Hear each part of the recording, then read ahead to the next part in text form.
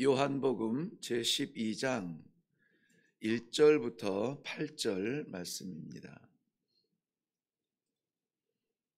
요한복음 제12장 1절부터 8절 말씀입니다. 우리 한 목소리로 같이 읽도록 하겠습니다. 시작. 유월절 엿새 전에 예수께서 베다니에 이르시니 이곳은 예수께서 죽은 자 가운데서 살리신 나사로가 있는 곳이라. 거기서 예수를 위하여 잔치할세 마르다는 일을 하고 나사로는 예수와 함께 앉은 자 중에 있더라. 마리아는 지극히 비싼 향유 곧 순전한 나드 한 근을 가져다가 예수의 발에 붓고 자기 머리털로 그의 발을 닦으니 향유 냄새가 집에 가득하더라. 제자 중 하나로서 예수를 잡아줄 가롯 유다가 말하되 이 향유를 어찌하여 300데나리온에 팔아 가난한 자들에게 주지 아니하였느냐 하니, 이렇게 말함은 가난한 자들을 생각함이 아니요 그는 도둑이라 돈꾀를 맞고 거기 넣는 것을 훔쳐 가미러라. 예수께서 이르시되 그를 가만히 두어 나의 장례할 날을 위하여 그것을 간직하게 하라.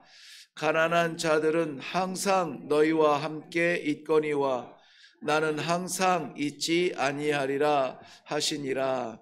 아멘. 우리 먼저 기도하겠습니다. 살아계신 하나님께서 오늘도 저희들에게 은혜로 베풀어 주시는 이 귀한 하루의 시간입니다.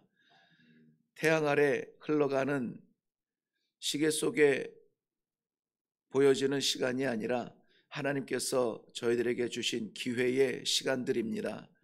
오늘 어떻게 살아드림으로 말미암아 하나님께서 저희들에게 주신 사랑 만분의 1이라도 갚아드리며 세상을 향하여서 나누어 드리며 사명을 다할까 고민하며 기도하는 이 아침이 되게 하여 주시옵소서.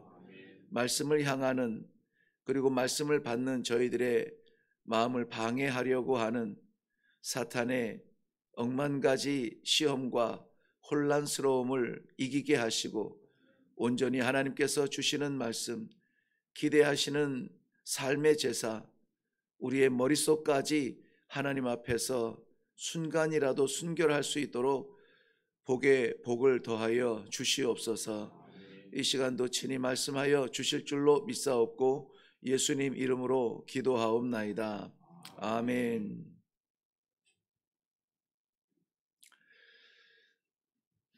네, 오래전에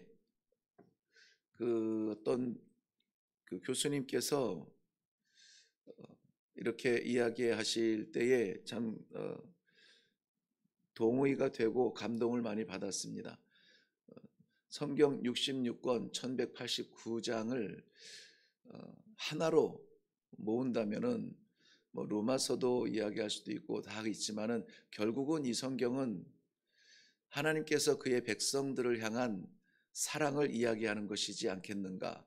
그래서 이 성경을 꼭 쥐어서 짜면은 요한복음 3장 16절이 쪼르르 하고 흘러내릴 것이다. 그래서 그 의미를 평소에 암송했던 암송했던 구절의 의미가 아니라 정말 나를 향한 하나님의 사랑을 깨달을 수 있는 그러한 계기가 되었습니다.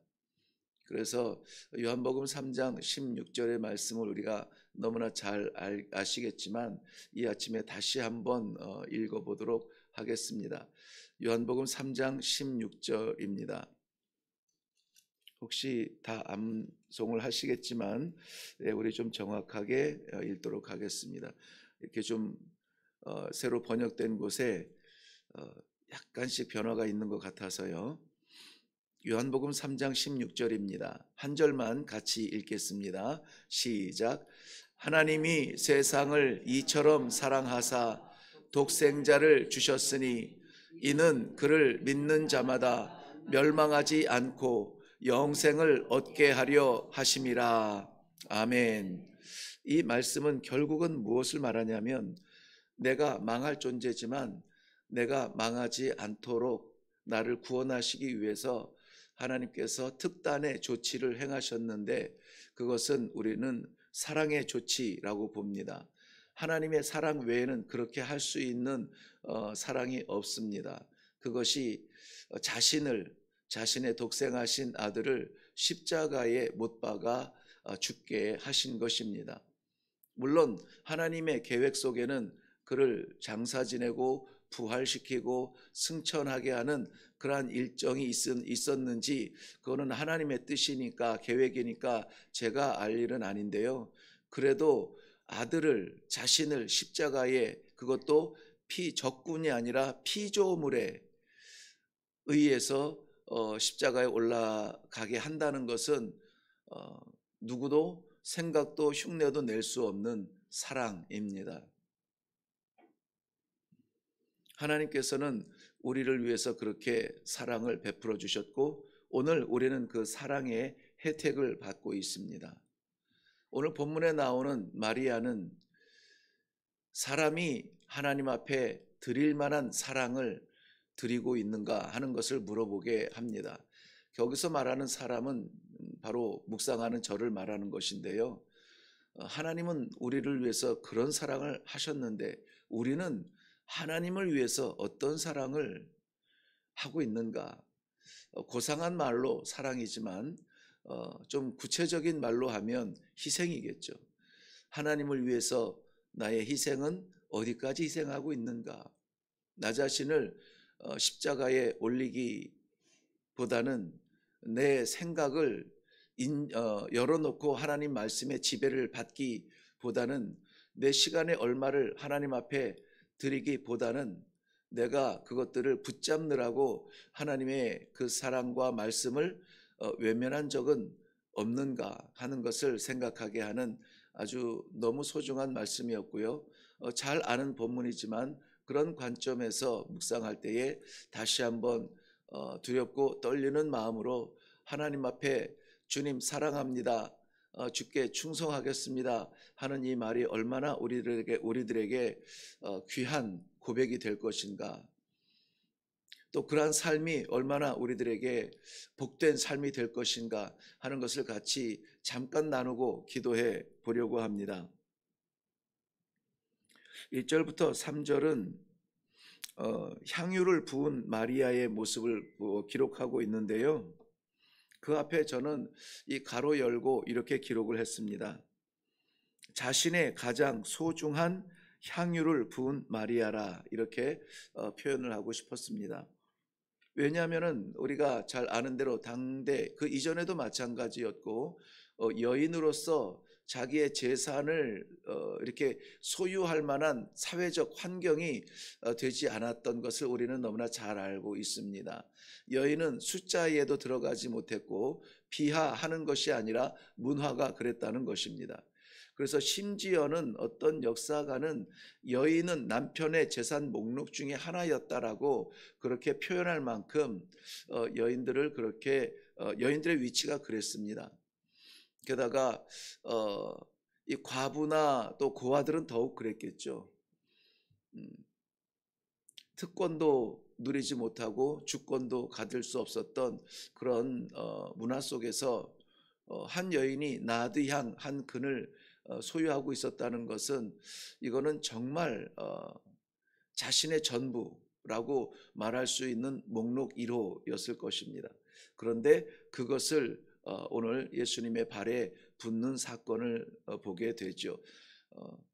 습관적으로 우리는 구경꾼의 입장에서 보기를 즐겨 하는데요. 신앙은 구경꾼의 입장에서 보는 것은 결코 우리들에게 유익이 되지 않습니다. 한 발이라도 들어가고 모양 하나라도 닮아가고 한 단어라도 따라가 보려고 하는 시도가 우리들에게 은혜가 될 것입니다. 오늘 예수님의 발에 그 귀한 자신의 전 재산 목록과도 같았을 나드향 한 근을 준비하여 부은 이 여인의 모습은 바라보면서 아름다운 수채화가 아니라 나를 향한 하나님의 십자가 사랑에 내가 반응한 하나님을 향한 나의 사랑의 드림은 무엇이었는가 하는 것을 좀 생각하고 기도하는 시간이 되면 좋겠습니다. 3절 말씀은 이렇게 기록하고 있습니다. 마리아는 지극히 비싼 향유 곧 순전한 나드 한 근을 가져다가 예수님의 발에 붓고 자기 머리털로 그의 발을 닦으니 향유 냄새가 집에 가득하더라. 나드 향 한 근, 우리 본문에서 나오지만은 가룟 유다, 셈이 빠른 이 가룟 유다의 세면은 딱 봐도 300데나리온의 가치가 있었습니다. 300데나리온은 우리 보통 1년 노동자의 1년 연봉에 해당되는 그러한 정도의 액수라고 하죠. 우리는 잘 알듯이 넉넉하지 않은 삶을 사는 사람들이 사는 베다니, 즉 베단이라고 하는 그 이름의 뜻이 고통의 집이라 이렇게 했습니다. 고난의 집이라. 보통 일을 하면은 퇴근하고 들어가서 쉬는 곳은 내 편안한 유일한 나만의 공간이어야 되는데 그 집의 이름은 고통의 집이었습니다. 베다니라고 하는 동네가 말이죠. 그러니 노동을 하고 힘든 삶을 살고 돌아가는 그 마을길도 편치 않은 그러한 길이었을 것입니다. 그 안에 누군가 1년 연봉짜리 금괴가 하나 있다고 하더라도 정말 소중하지 않겠습니까? 그 집에 누군가 어디엔가 1년 연봉짜리 이 나드향 하나를 간직하고 있다는 것, 이것은 누가 알아도 너무나 부러운 것이고 내가 내 스스로가 생각해도 이건 너무나 소중한 것이었습니다. 300데나리온에 해당하는 이 나드향 한 근을 값을 생각한다면 쉽게 부을 수 없는 것이죠. 그것은 많은 것 중에 하나가 아니라 감히 추측하건대 이 마리아라고 하는 여인의 전부가 아니었을까 이런 생각이 듭니다. 그렇다면 마리아는 예수님의 발 위에 자신의 전부를 부어 드린 것입니다. 어쩌면은 이것이 제가 왜 많은 것 중에 하나 혹은 여분의 나드향이라고 말할 수 없다는 것은 너무나 소중하고 귀한 것이기 때문에 그런데요. 이것이 아직 이 여인에게 있었다는 것은 어쩌면은 오라버니의 장례식에도 쓸 수 없었던 그 정도의 소중한 것이 아니었을까. 그런데 예수님의 발에 부었다는 것입니다. 우리가 흔히 말하는 무엇을 주고도 바꿀 수 없는 나의 생명 같은 것, 이런 것을 말입니다. 마리아가 예수님의 발에 부은 것은 향이 가득한 향수 종류가 아니라 향유라기보다는 자신을 부어드린 그 정성의 마음, 자기를 부어드린 것이죠. 그리고는 또 아주 놀라운 장면이 나오는데요. 자기의 머리털로 예수님의 발을 닦습니다. 가장 소중한 재산으로 예수님의 발에 부었고 가장 소중한 자존심으로 예수님의 발을 닦아드리는 것입니다. 지금도 그 문화의 영향력을 받아서 그 중동 지역에 있는 여인들은 히잡이나 이런 것들을 뒤집어 써서 머리를 가립니다. 머리카락을 가리는 것이죠. 왜냐하면은 이 머리카락은 자기 신랑에게만 보여줄 수 있는 것이고 그것을 쉽게 풀어 헤치면서 보여주는 것은 마치 벌거벗은 것 마냥 자신의 수치를 보이는 것처럼 그렇게 여기는 것이기 때문에 그렇습니다. 많이 개방이 되었고 또 그러기 때문에 지금은 무슬림이 아니거나 또 개종한 무슬림이거나 그런 사람들이 여성의 자유를 외치면서 히잡을 벗어 던지기도 합니다만은 여전히 머리는 생명이고 자기 존재의 전부, 였던 그러한 문화였습니다. 그럴 때에 자기의 머리를 감싸고 있는 머리카락을 풀어 헤쳐서 예수님의 발, 즉 우리처럼 양말이나 신발을 쓰던 시절이 아니라 그저 끈으로 묶는 샌들을 신던 그 시대에 먼지가 뒤집혀진 그러한 여행객의 발을 닦는다는 것은 쉬운 일은 아니었습니다. 그런데 지금 이 여인은 그렇게 하고 있다는 것이죠. 저는 오늘 말씀을 시작하면서 우리 함께 나누었던 것처럼 이것을 마치 드라마나 수채화 보듯 아름다운 광경으로 이 성화를 보듯 바라보기 전에 이미 우리는 너무나 실컷 보았지 않습니까? 이제는 과연 내가 하나님의 그 사랑에 대답할 나의 사랑은 없을까 한번 고민하는 이 아침이 되면 좋겠습니다. 나에게 부어드릴 향수가 없을지 몰라요. 내가 그 발을 닦을 만한 머리카락의 길이가 되지 않을 수도 있습니다. 그럼에도 불구하고 나의 가장 소중한 것, 나의 가장 소중한 내 자존감마저라도 내려놓고 주님의 발을 닦을 수 있는 기회가 있다면 우리는 어떻게 할 수 있을까요? 이 모습을 보면서 가룟 유다는 4절부터 6절 말씀에 그의 모습이 나오는데요. 가룟 유다는 우리가 너무나 잘 알듯이 셈에 굉장히 빠른 사람이었죠. 그것에 비하면은 그 앞에 나오는 이 마리아는 헌신에 빠른 사람이었습니다. 주일을 하다 보면 그리고 공동체 생활을 하다 보면은 반드시 해야만 되는 일이 있고 꼭 필요한 일들이 있습니다. 내일이라면은 하지 않겠지만은 이것이 공동의 유익이고 하나님의 나라 즉 성도들의 신앙의 어떤 성숙을 위해서 꼭 필요한 일이라면은 시도하고 싶은 일들이 있습니다. 셈에 빠른 사람은 정확한 판단에 의해서 때와 시기를 잘 결정하며 도움이 될 것 같지만 사실 그렇게 도움이 되지 않아요. 때로는 미련하고 어리숙한 것 같지만은 아이처럼 좋은 것을 보면 뛰쳐나가다가 이렇게 넘어져서 이마가 까지고 입술이 터지고 피가 나는 그러한 한이 있어도 정말 하나님께서 기뻐하시는 일이라면은 헌신에 빠른 그런 사람들로 인하여서 믿음의 공동체는 더욱 굳건하게 세워져 가는 것을 볼 수가 있습니다. 그러므로 사랑하는 성도 여러분, 오늘 아침에 우리가 기도할 때 가룟 유다와 굳이 이 마리아의 이 그 반응을 우리가 묵상할 기회가 있다면은 내가 셈이 빠른 건가 아니면 헌신이 빠른 건가 하는 것을 한번 생각해 보는 것도, 그리고 기왕이면은 헌신의 자리에 충성의 발걸음으로 뛰어갈 수 있는, 아멘으로 시작할 수 있는 그러한 헌신의 사람이 되는 것도 저는 귀하게 생각이 되어집니다. 열왕기상 17장에 보면 엘리야 선지자가 그리시네가에서 물이 마르고 더 이상 까마귀로 인하여서 음식이 날라오지 않았을 때에 사르밧으로 인도하는, 사르밧은 시돈 땅에 있는 데죠. 시돈 땅은 우리가 잘 아는 대로 바알과 아세라의 그 본거지였을 것이고요.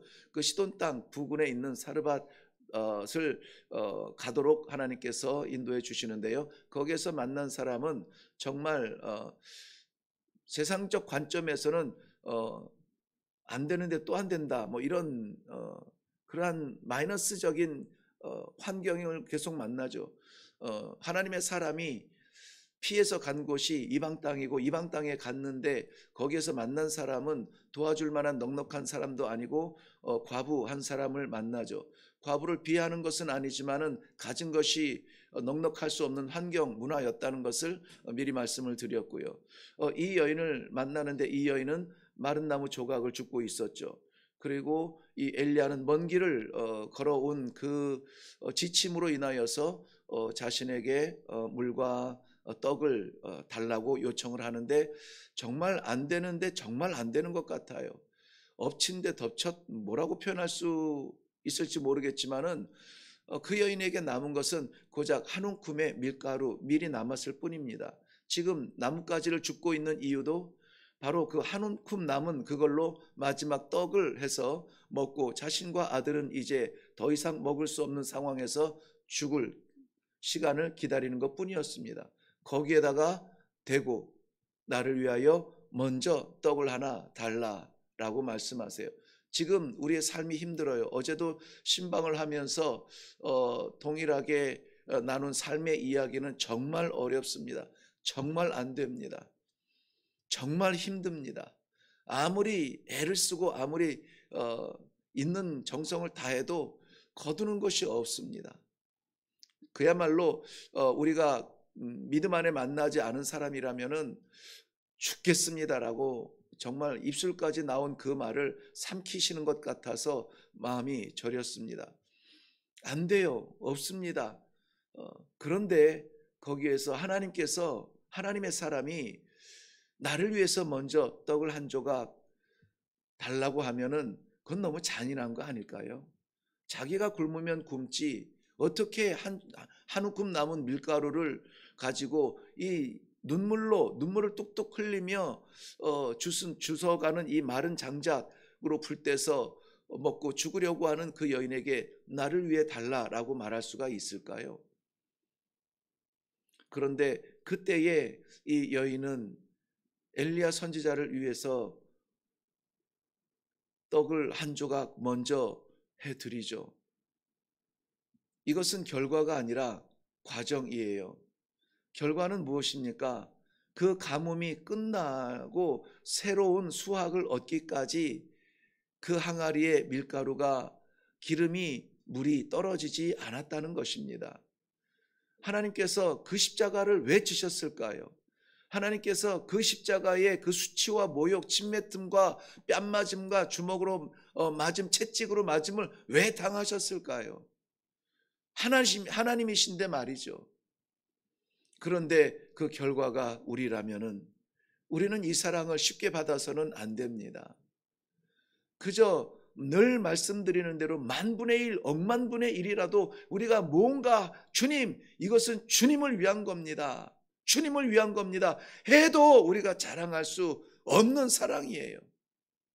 우리가 하나님 앞에 말할 수 있는 시간은 고작 기도하는 시간인데 우리가 하나님 앞에 기도할 때에 하나님의 뜻을 구하기보다는 우리는 여전히 이것저것 부탁하고 애원하고 하나님 갈 곳이 없어 주님께 아뢰입니다. 이거 해주세요. 저거 해주세요. 고쳐주세요. 열어주세요. 해결해주세요. 라고 여전히 우리는 습관적으로 우리의 마음을 하나님 앞에 보입니다.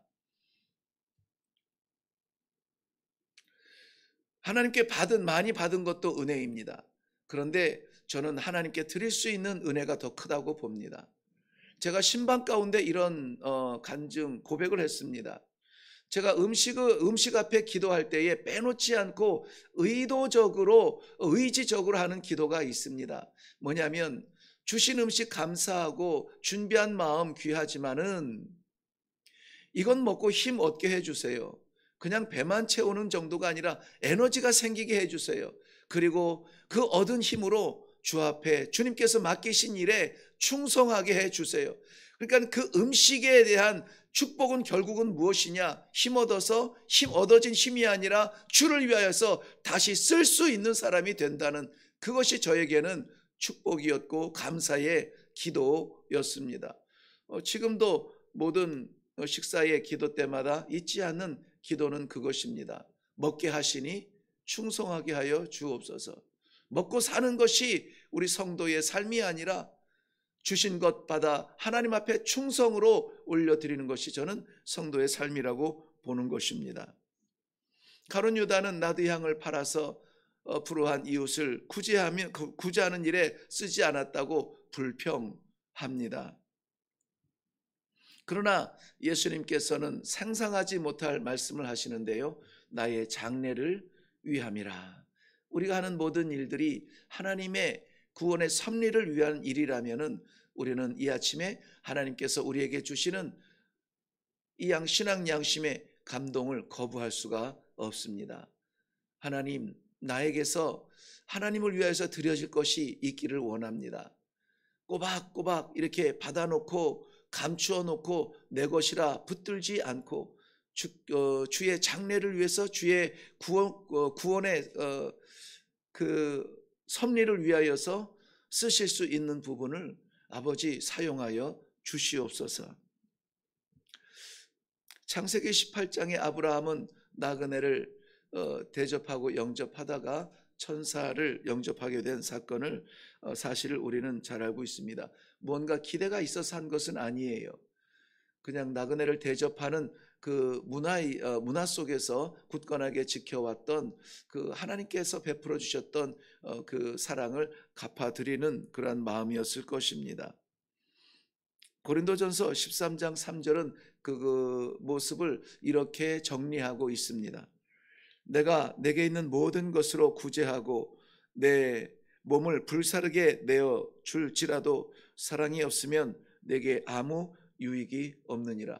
오늘 우리가 가는 곳마다, 우리가 하는 말마다, 우리의 하는 액션마다 사랑의 뿌리가, 사랑의 근거가 있어서 오늘 하루를 살아갈 수 있는 귀한 성도들의 삶이 되기를 주님의 이름으로 축원합니다. 기도하겠습니다.